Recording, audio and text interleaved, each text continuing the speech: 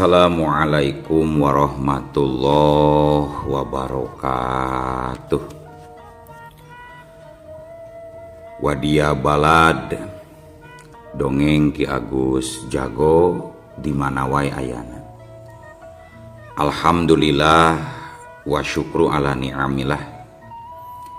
Kalayan diwuwuh ku qabul anu maha agung dibarengan ku pangijabah anu maha kawasa, diiring ku kadeudeuh ka Nyaah Gusti anu maha suci.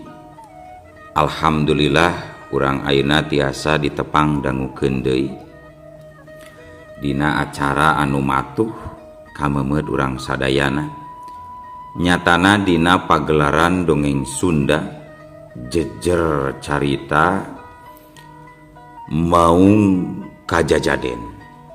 Ayeuna bagian anu ka-2 nanya pamiarsa. Ieu dongeng mangrupikeun buah karyana Kang Karman Arim. Atuh sumangga kanu teu acan subscribe kantun subscribe heula. Ngarah langkung pogot sareng langkung sumanget deui ka si mamangna dina enggoning medar ieu dongengna. Nging hilap di like di komennya nusa seueur-seueurna.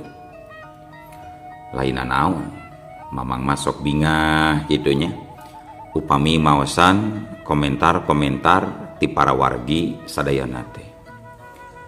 Kalintang bingahna deui upami mah link video mamang ieu dipanggeserkeun atanapi dipangbagikeun. Atuh ngarah teh nyangkolong tingkana waktos sumangga ayeuna mah urang lajengkeun deui dongeng Maung Kajajaden bagian anu ka-2 na. Kumaha salajengna sor cikopina betot simbutna pagan heula tali kolorna bisi morosot merezel morozol uzelan di tengah jalan. Tumpak dung dung des.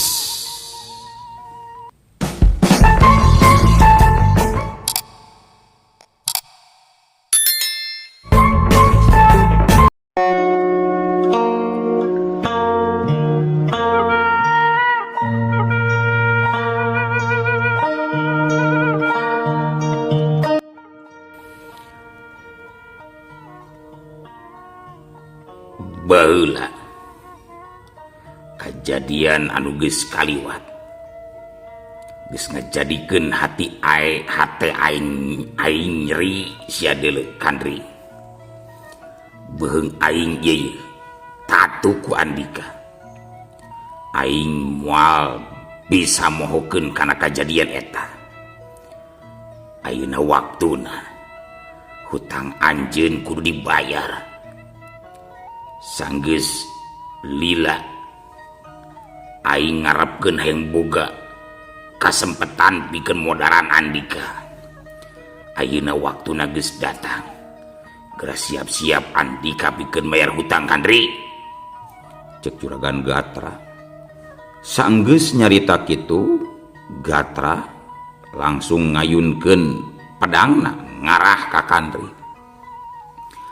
Tapi Juragan Gatra henteu ieu nyangka lamun mah kajadian satuluina samemeh pedang pondokna anu disabetkeun geuna kana sasaran ngadadak aya hiji batu leutik sagede peureub ngablesat nanggal pisan kana tarangna. Hiup buta iyalah. Juragan Gatra ngacorowo berbei katempo tina tarangna anu beh kencang ngucur getih. Kurang ajar tetela Andika masih kene boga ketat deuleu kandri. Cek Juragan Gatra. Ki kandri henteu nembalan. Tapi tuluy leungeunna ruyup rayap deui neneangan batu deui sugan ayah tapi hanjakal geus eueuh nanaon. Kurang ajar Andika bener-bener mual diberi ampun ku kaula sia Kandri. Aing ayeuna kene bakal modaran sia, dicacag, disiksik, diwalang-walang sia kokon sia. Andika ku aing rek dijieun nyeri di ganggayong. Umur Andika mual panjang deui sia Kandri. Cek Juragan Gatra. Ngomong kituna bari kakarawat tuntuna tanda keur nahan amarah anu keur muncak. Tuluy dina sakiceu panon Juragan Gatra geus ngacorelat luncat. Bari nyabetkeun pedang leutikna. Modar sia Kandri. Ya! Benesat. Juragan Gatra yakin pedangna bakal nanggal kana beuheung Kandri anu masih keneh keur ngalungsar dina leuweur lemah. Tanagana meh hampir kabeh dikaluarkeun. Harpanana dina sakali sabet eta pedang kudu bisa ngakelencengkeun tihang kopehana Ki Kandri. Dina kaayaan kapepet model kitu Kandri masih keneh bisa tenang nalika pedang pondok geus siap rek nyabat kana beuheungna kalawan gerakan anu rikat. Harita Kandri anu asalna keur diuk ngalabuhkeun maneh. Awakna nepi ka ngudupung. Cerang! Pedang Juragan Gatra nyabat kana batu nu aya di tukangeun Kandri. Akibat tina sabetan pedang pondok kana batu nimbulkeun kaluar kembang seuneu. Leungeun Juragan Gatra karasa sisi reumeun balukar tina bantrokna pedang pondok wajah kana batu. Bari amarahna beuki ngagugudag. Harita Juragan Gatra malik ka Kandri. Pas malik kadenge Kandri nyarita, "Gatra, kumaha aing geus nyarita ti tadi kene yen kaula moal bisa diperenan ku Andika. Erek sabaraha rek nepi ka iraha anjeun boga niat pikeun ngabinasa kaula. Moal bisa deuleu Gatra." Gandeng sia Kandri, ulah loba bacot. Andika bisa we menang ngawin si Ratri deuleu anjeun ngarebut bikang eta di kaula. Anjeun bisa wae bunga bisa ngelehkeun aing dina ngarebut cintana si Gatri. Tapi waktu ieu sakedeung deui aing bakal ngabinasa Andika tuluy pikeun ngawin si Gatri deuleu sia Kandri.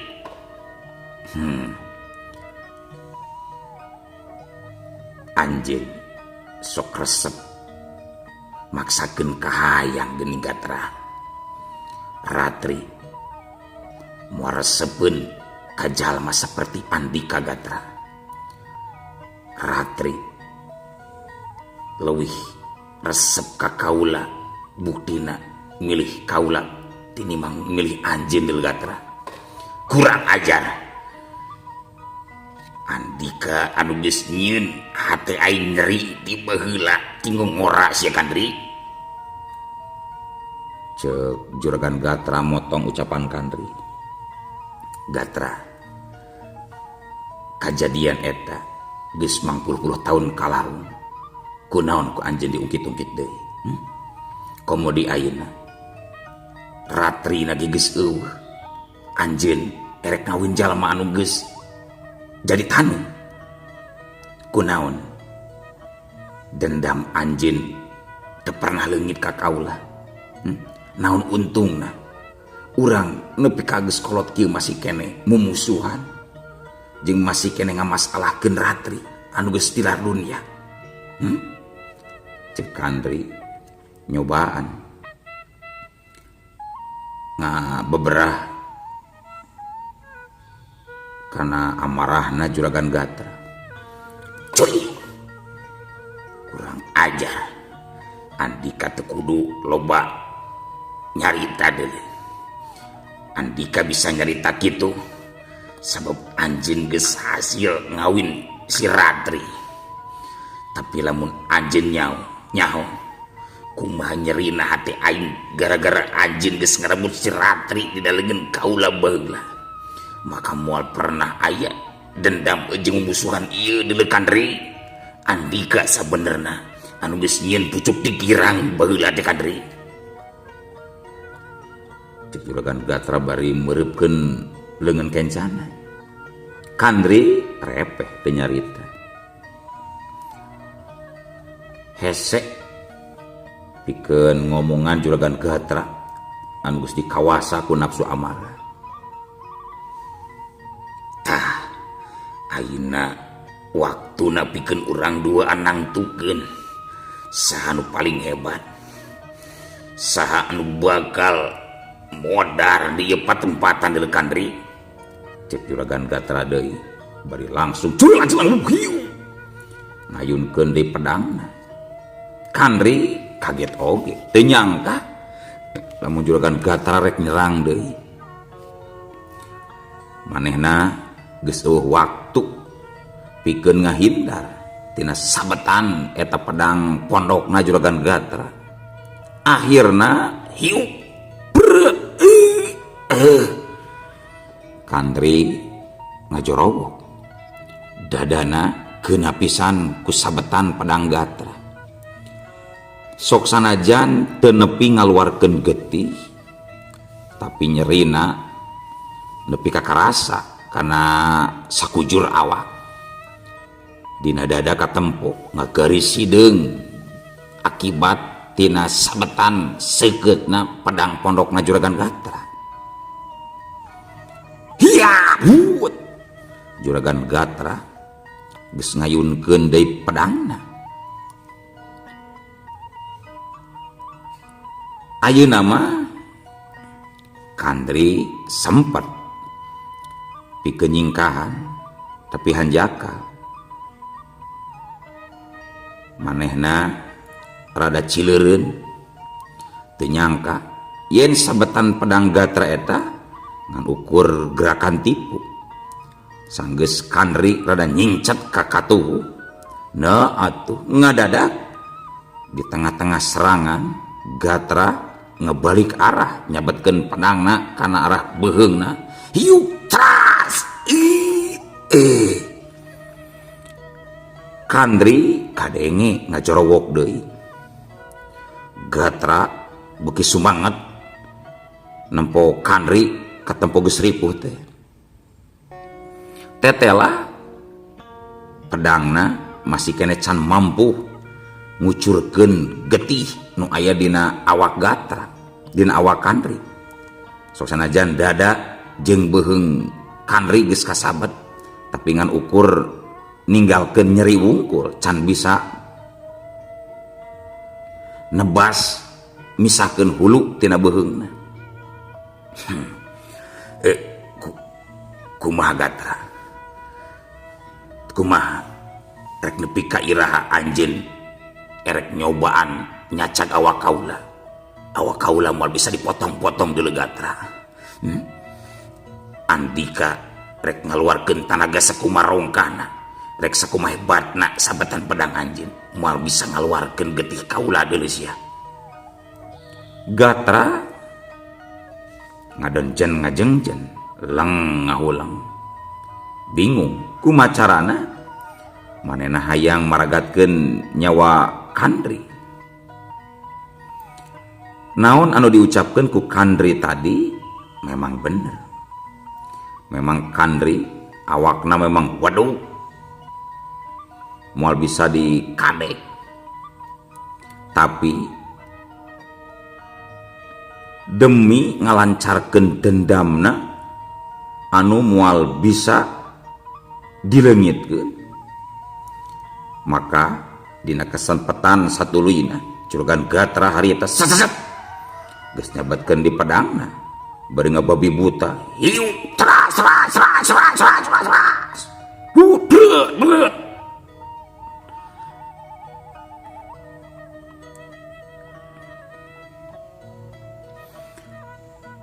Juragan Gatra dina ngagunakeun pedangna geus teu make aturan, ngababi buta ngahujanan awak Kandri anu can bisa hudang. Kandri geus teu bisa nyingcet deui, kadenge sorana koceak.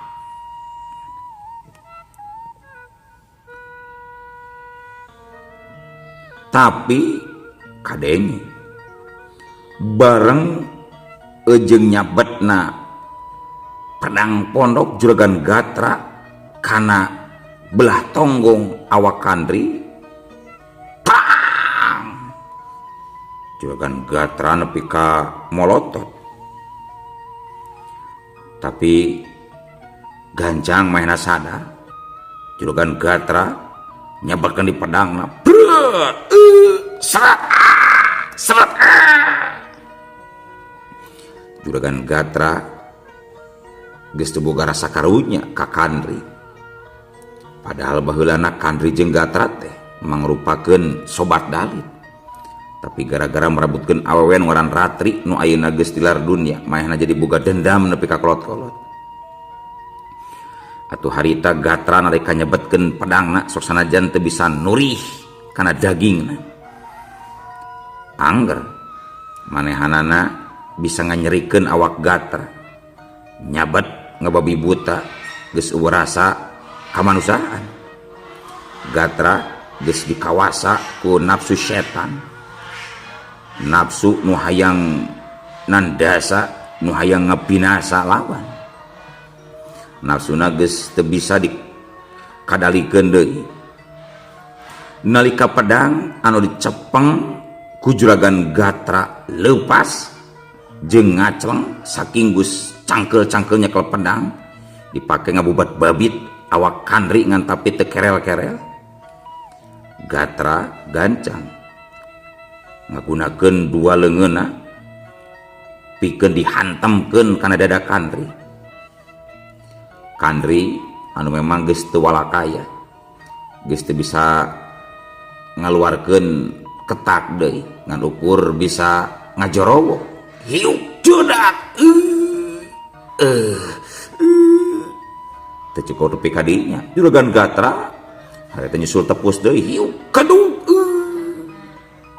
nepi ka akhirna Juragan Gatra sacapena tanagana kakuras koredas jeung dina tungtung nama golepak.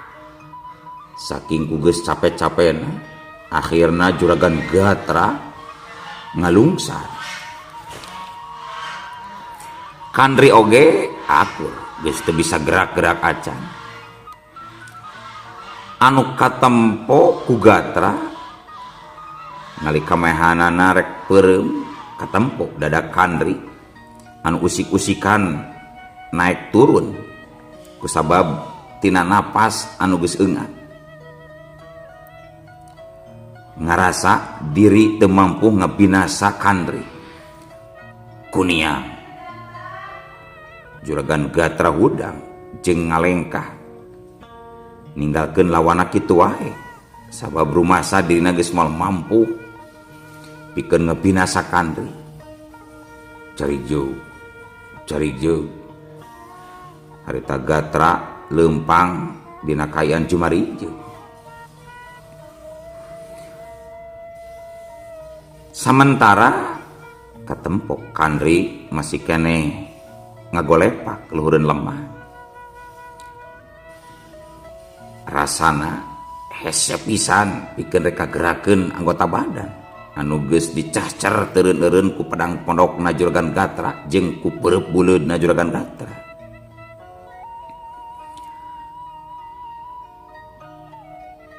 Nalika wanci isu geus datang katempo ceuli Kandri tirancung-rancung wae manehna ngadenge sora anu rame nu recok ngararit nyararita. Panona dipaksakeun rek dibentakeun tapi teu bisa. Hawar-hawar kadenge sora anu teu jelas kadenge. Kandri ngarasakeun awak satulang sandi asa ringsak jeung karasa awakna aya nu mayang pada ngagotong.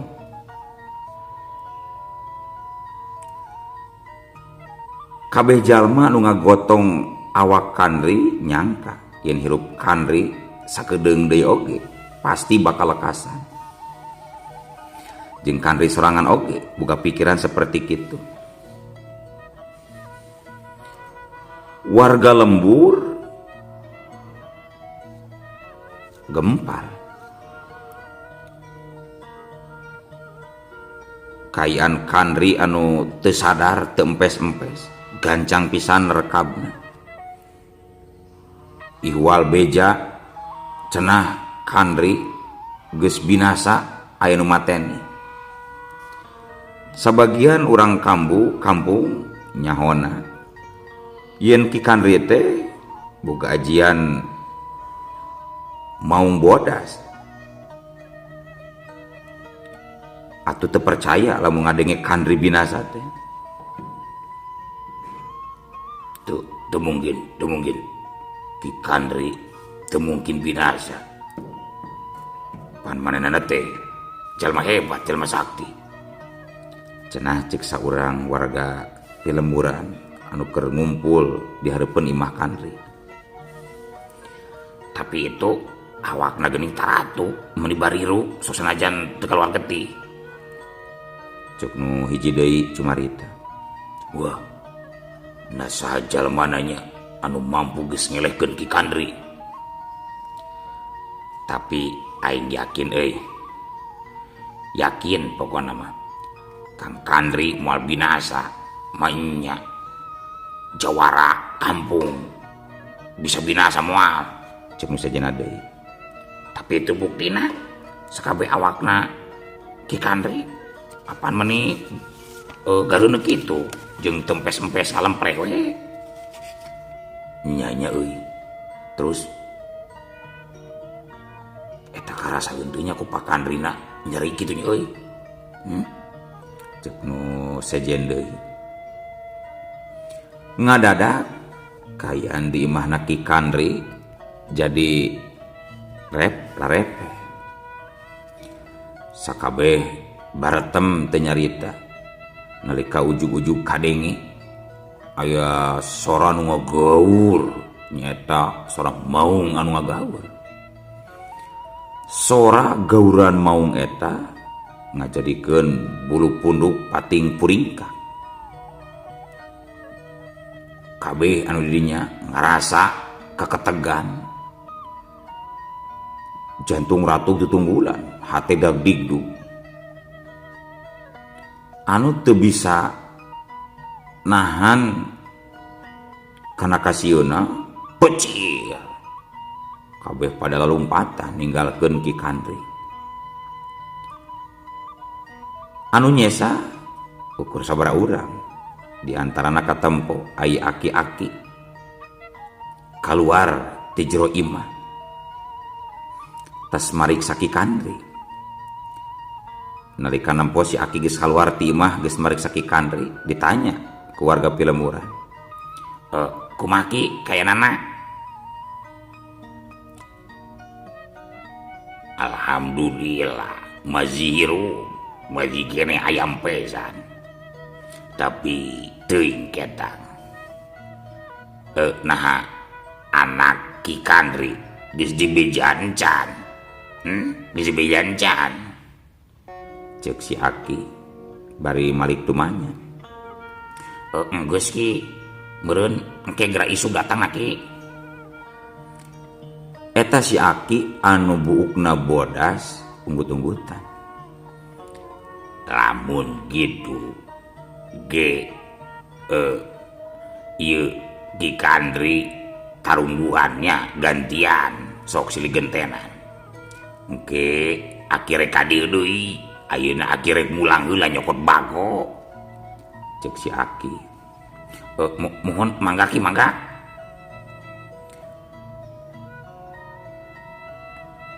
Eta si Aki-aki nu seumuran teh tetela mangrupakeun tua kampung. Harita langsung ngalewas rek mulang ka imahna. Sawatara eta di jero imah Ki Kandri katempo masih aya sabaraha urang jalma anu keur gentenan narungguan Ki Kandri anu ngalempreh teu empes-empes, teu bisa ulisik, teu bisa malik. Ngadukur katempo dadana we anu nganapas turun naik. Panona katempo peureum meuni rapat sakabe awakna meuni gareuneuk tapak tatu sabetan pedang pondok jeung tapak teunggelan leungeun. Sapeuting bagian-bagian tatu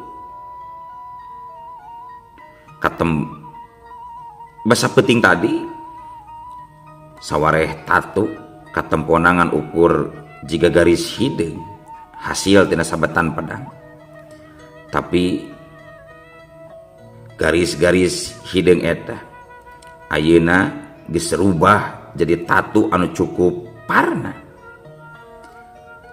tapi eueuh sa totol oge tina tatu-tatuna eta ngaluarkeun getih. Warga Pilemburan harita ngajaraga Ki Kandri eueuh anu bisa ngalakukeun naon. Sedangkeun wanci peuting geus siap kasilih ku wanci beurang. Di imah Pak Kandri teu pernah eureun jalma-jalma anu ngagentenan ngajaga kayaan Ki Kandri anu ngalempreh teu empes-empes, teu daya, teu upaya. Para wargi sadayana cag kayaan Ki Kandri urang tinggalkeun. Ayeuna urang kocapkeun di hiji tempat, tepatna di hiji leuweung anu aya di ranah Kalimantan. Kadenge ngaguruhna tangkal kai badag anu runtuh. Bari hawar-hawar kadenge ngangeongna sora senso anu keur ngaragaji tangkal. Katempo tangkal-tangkal anu geus dituaran teh pating galoler. Sora senso, sora traktor beuki nambahan gandengna kayaan di eta leuweung anu tadina sepi jempling. Di tengah-tengah tumpukan kai anu ambarayah ditu di dieu katempo aya hiji pamuda keur nyamperkeun hiji tangkal kai anu badag bari mamanggul senso. Sensona geus dihirupan siap pikeun nuar di tangkal anu badag eta. Pangawakan eta pamuda katempo rada ngadalig deui nalika senso-senso eta rantena geus mimiti keuna kana tangkal kai anu geus bangkotan.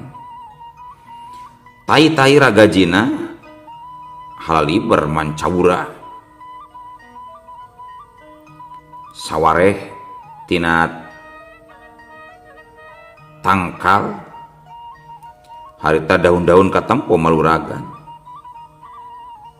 Teu lila teh eta katempo tangkal sakitu badagna mimiti melendoy miring di antara tangkal-tangkal anu masih keneh narangtung.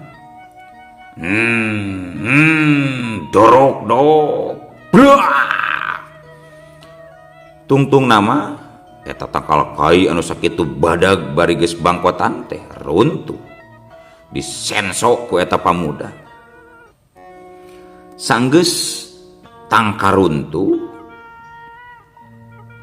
tuluy eta senso dipaehan katempo kesangna meninga garajag maseuhan sawak awak. Sakali-sakali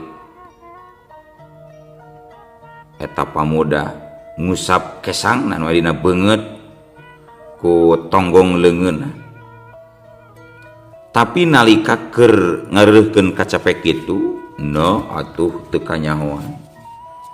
Ujug-ujug euleuh. Wah tosna kabujeng seep wadia balad dongeng Ki Agus Jago. Keun atunya. Ieu dongeng teh urang cekapkeun we heula dugi ka dieu. Insyaallah enjing pageto baris dilajengkeun deui. Atuh ku kitu ku kieuna mamang saja amit mungkur amit mundur ti payuneun para wargi sadayana. Hayu ah. Assalamualaikum warahmatullahi wabarakatuh.